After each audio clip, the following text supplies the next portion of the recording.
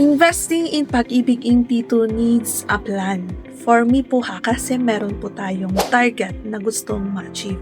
So kung kayo po ay wala pa kayong plano, then try to hear this video. Baka pwede rin po may apply nyo. Sabi nga ni Sir Jemro, the problem is not the amount of money, but it's the lack of plan for their money. Kaya nga po minsan hindi na natin alam kung saan napupunta ang ating mga kinikita dahil wala po tayong plano sa ating mga finances, lalo na sa ating pag-invest sa Pag-ibig in P2. Why some of us fail to finish 5 years maturity here in Pag-ibig in P2? Kasi wala po tayong plano talaga or target.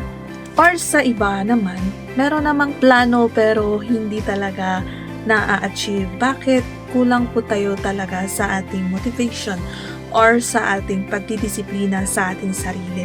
Sabi natin na 5,000 ang pwede nating itabi para sa ating Pag-ibig in P2, pero dahil meron tayong nakita ang gusto nating bilhin, doon na lang napunta yung ating 5,000 na dapat para sa ating Pag-ibig in P2.